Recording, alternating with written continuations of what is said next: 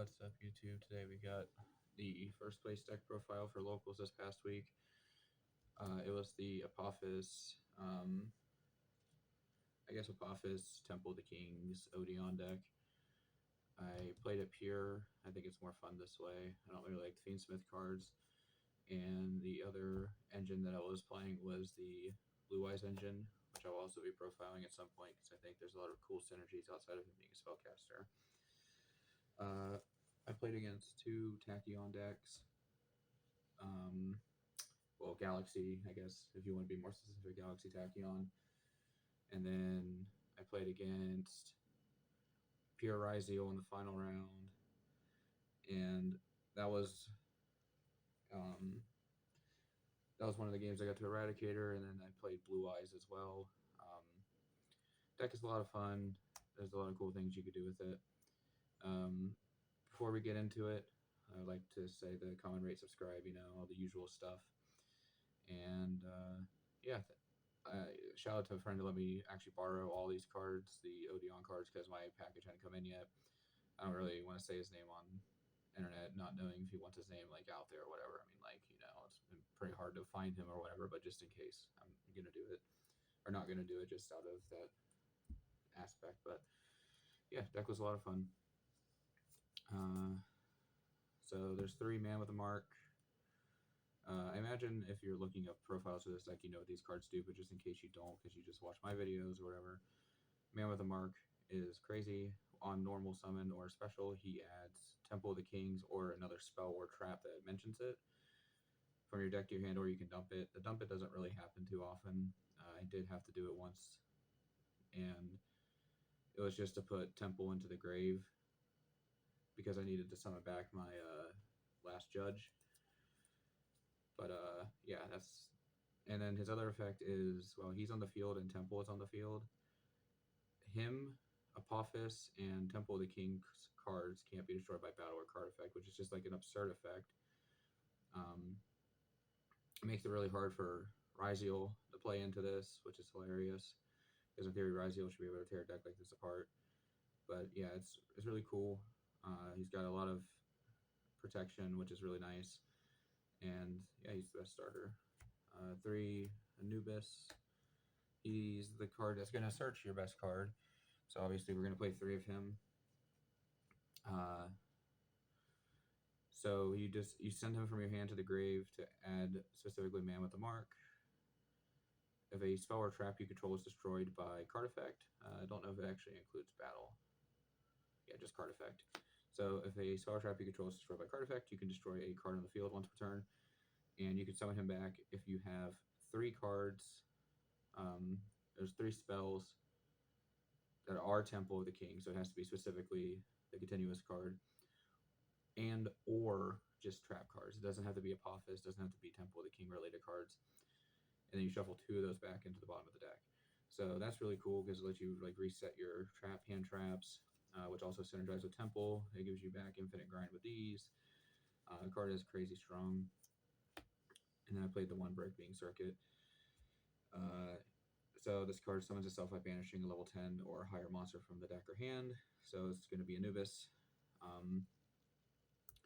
And then Ignition effect can search Temple of the Kings or a spell card that specifically mentions it, which will always be either treasures or the actual temple. And then it can, during the battle phase, damage step, you can ascend the monster that this card is battling and gain the attack equal to half its attack, which is really relevant. It gets around Detonator's protection effect. It helps get around just big bodies that you can't out normally.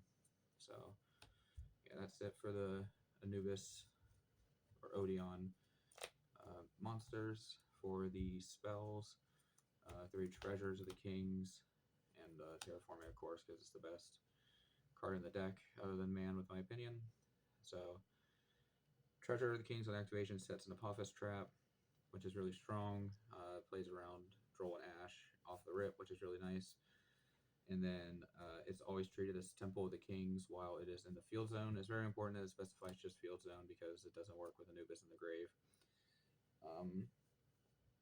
But it acting as Temple is really good.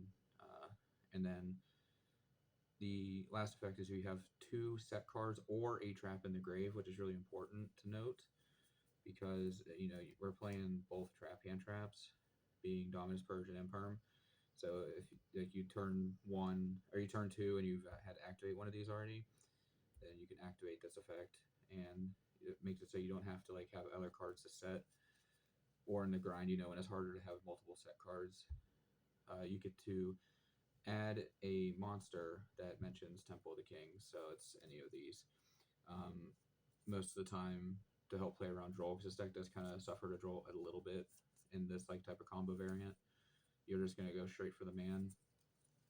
But if your opponent doesn't have like, you don't think your opponent has Droll, or like they've got no hand or whatever, or you got the protection to play around whatever, you can do the Anubis. A lot of times I ended up just searching Circuit to get access to the Temple of the Kings regardless. But yeah, Treasures is broken.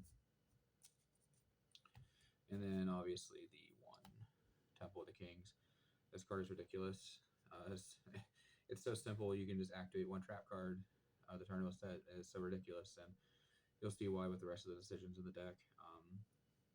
But yeah, Temple is crazy. We're not playing the Bad Circuit for the Fusion Summon effect. I don't even know how you summon that circuit, to be honest with you, so I'm not playing it. But it is neat that you can technically play like Exterio in this deck. For the Apophis traps, we're doing 2 of each of the good ones. So this one summons itself as a 16/18 body, and when you do summon it, you can set another Apophis trap from the deck. So this is the one that we're setting. It's this card's crazy. During the main phase, make sure you do that in the main phase because you can't activate any other time, obviously. You can special summon this card as a normal, and when you do, as a 2000 attack, 22 defense, level 6. The level 6 is important for extra deck, but you summon it, then you can negate face-up cards on the field equal to the number of other continuous traps. So this becomes like ridiculous very quickly with Anguish Pattern and regular embodiment. You're going to negate 2 to 3 cards turn. You can reset this at some point during your turn, and then you can have 2 of them.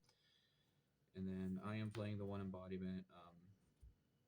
I'm playing a rank 4 engine in here, so being able to attach this guy to get embodiment. I'm sorry, I forgot to mention that. When this card is sent to the grave, it searches embodiment from the deck. It is like a really hardcore brick, but it does technically make the Anguish Pattern a little bit better because it's just another card you can summon. And for those you don't know, Anguish Pattern is ridiculous. It special summons itself as a 0 attack, level 7 with 2500 defense, which is huge. Can't be targeted by your opponent's cards while you control another continuous trap monster another continuous trap that is special summoned as a monster. So any of these guys protect it.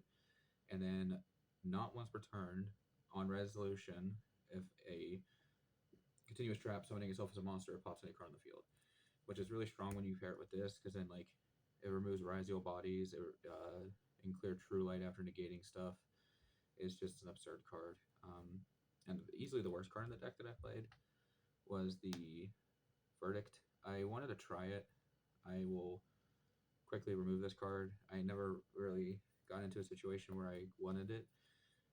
Even if I already had access to Temple and Treasures, I would probably from now on just search a duplicate copy over this. It came up like once or twice and like past turn 2. So like it was all right, I guess. For those who don't know, it is a functionally good card though, but the restriction on it makes it a little rough. It's when your opponent activates a spell or trap, and they have to control 3 other sets. So I didn't read the other whenever I was putting it in my deck. I thought it was just 3 sets. So like if you have like these, and you can just pop this and negate like a Feather Duster or something like that. But no, it says 3 other, so makes it a little bit rough. You negate the activation of that card, and then if you have Temple of the Kings, it Regekis them, which is really strong, but you can a pseudo Regeki, which is your actual engine already.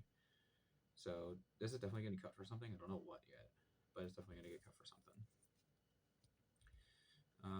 For the other cards that aren't Apophis or Odion, you got Pot of Prosperity for consistency. Your extra deck is pretty loose, so Prosperity is fine. And I'm doing the Heavenly Prison Eradicator combo.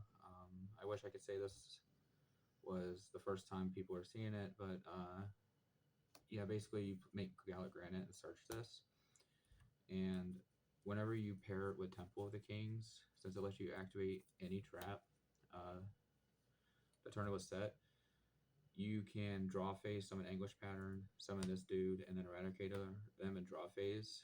And even if you don't hit all spells, it's still really strong because it gives you perfect hand knowledge. So you are going to know where to interact with your Apophis cards, which makes it just grossly powerful. But yeah, I mean, I don't need to really explain how strong Eradicator is. This little package is disgusting. And then games 2 and 3, I do side other traps on the deck for this. So I will cut I'll cut Eradicator in some matchups and play something like that's insanely more impactful, like Lancia or not Lancia, Sanctum, or like D-Barrier, Karma Cannon, just depending on what the matchup is. Because like Eradicator is pretty weak against decks like Malice, obviously. So yeah, Eradicator is an insane game 1 card when you get to go first. Like a combo like this, I wouldn't typically play in the main because like it's only really strong going first. But like the fact that it's just an auto win, and if you resolve it, then it's just worth playing in my opinion. That's one of the reasons I played this over the Fiendsmith variant, because I thought the Eradicator Heavenly Prison combo is kind of gross. And then non-engine. The coolest thing about this deck is how much non-engine you get to play. Going forward, I would probably trim on some hand traps just because I want to play board breakers, because they work with Temple of the Kings better. But I hadn't played too much with the deck other than like some games on Omega. So like the theory was just like play hand traps until I'm comfortable with figuring out what I want. But now I know I want board breakers. I would probably play things like Super Poly and Ultimate Slayer because they're free. But anyway, 3 Ashley Veiler, 3 Droll, 3 Imperm, 3 Purge, the Called By, and the 2 Triple Tactics Talents. So, in my opinion, these are like the best non-engine you could play. The Imperm and Purge are very important because they, like I said, work for Temple of the Kings, allowing you to set without having to, or add without having to have another card to set. Droll, I think, is much better than Nib in the current format. There is a little synergy in this deck with Circuit being able to banish Nibiru instead of like the Last Judge to keep the most copies of Man of the Mark going in rotation. But once you see the first man, you probably will never need to like search Anubis, or like you'll never lose access to that man. So I just decided to play Droll instead of Nib, and I don't regret it. Veiler is just more copies of Imperm. Ironically, though, I'm probably going to end up cutting these for like Slayer or Super Poly. And Ash is Ash. In a deck that plays like this, that really plays hard to the board and deals with board presence better than most decks, it's important to have things that can just strictly deny like card advantage or hands. And you really just want to negate Detonator. Or not Detonator, sorry, Duo Drive. I will say I do think that the board breaker approach just might be overall better, because like I said, like all these board breaker cards like talents and stuff, you can just set them and then use your temple, and then like if they hand trap you at some point, then you still can activate them, and they play better going second than a couple hand traps. But that's what testing is for, that's what locals is for, and it obviously worked out. I got first. So that's it for the main. The side deck and extra deck were very experimental. Well, I shouldn't say experimental, very like finicky, loose rather. One of the things I would change immediately is going to be the 3 of this guy. What is he called? Divine Serpent Apophis. I definitely only play 2.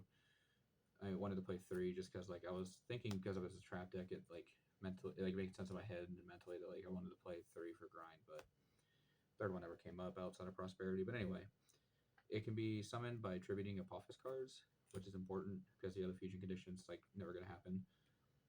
So yeah, you distribute by attributing your traps, and then you can set up to 3 Apophis spells or traps from your grave with different names, and that is an absurd effect. The reason that's so absurd is because like you can go through your entire line on your opponent's turn, tribute, and then set them all back again, and then Temple lets you activate one of them, which is just ridiculous. And then the other effect is whenever a trap is activated, or yeah, if a trap is activated, it doesn't even have to be by you. You can pop a card on the field, which is crazy. It's basically like a Still Hat Rabbit. But yeah, I wanted to try 3. Definitely don't need 3. I never summoned 3. 1 Abyss Dweller. Most of your cards that matter are level 4. So having access to Dweller for the Mermail deck and just other, very graveyard reliant Fiendsmith stuff is just really, really good. Gallant Grand for the combo that searches Heavenly Prison. If you wanted to play Nibiru somewhere in the deck, you could search Nib too, but I just don't see why that would ever be necessary. I do play rank 6s. I play M7. The idea with M7 is in games where you get interrupted a lot or you get into a wacky grind, you can add back your hand traps, like Ash and stuff, and put more pressure on your opponent, and then you can still make a Zeus on top of it. So that's why I played M7. I only summoned it once, and it didn't really do anything. It can bounce anything. It doesn't have to bounce cards from your graves, so like you could use it as like a bounce, but the idea was to add hand traps with it. Lars, this card was amazing. Like turns 2 and 3, where like you just have a bunch of bodies and like you couldn't kill them on the crackback, so you just have like a free negate in the deck, and it's really hard to deal with negate, other than like punching into it because it can't be targeted while it has materials. So like your opponent just can't like start with imperm on it, which is really sweet. Typhon and Zeus. I never made Zeus. It's pretty rough to want to make this in a deck like this, but sometimes you just need like an emergency button. That's why Typhon is so good, obviously. I made Typhon like it was my job yesterday. Like he overperformed. He is just such a crazy card, but I don't really need to explain Typhon. 2 Link Spider, the Apophis traps, and I don't think Anguish Pattern is considered a normal. I don't know why it wouldn't be, but I'm gonna check real quick before I misspeak. Yeah, no. Okay, so that guy's a trap effect monster for some reason, but the Apophis ones are normal monsters. So sometimes you just need 2 Link Spiders to make like Link Spider into Link Spider into Silhouette Rabbit, or you need it to make SP with a banish effect. So the 2 spiders were definitely very good, and like I don't regret having these in here at all. The 1 Silhouette Rabbit sets Anguish Pattern, also as a spell trap pop when you summon. SP was pretty sweet all day. Celine, and then access code. So while you don't play a lot of spells yourself, your opponent will be able to make up for it, and you'll pretty much always have Temple and treasures on the field at all times. So like you should, in theory, always be able to resolve this, and this just gets you back with your man with the mark. And this also just gives you just like a free like couple pops, and then there's a big punch, which is really nice. Yeah. Extra or side deck. The side deck was something that it worked well. I just wish I changed a little bit of stuff. I don't know what I would change, honestly, but like I definitely like every side deck is just 12 cards right now because you have to side through Lancia. Malice is too ridiculous when it gets to go off, so unfortunately every side deck is 12. A card that worked really well in round 2 with against Blue Eyes, but did nothing the rest of the day. Fua. This card is definitely not good enough to main deck in this style of deck. And going forward, I'll probably just end up cutting it for Metaltronus or, either Super Poly or the Slayer, whichever one I don't play in the main.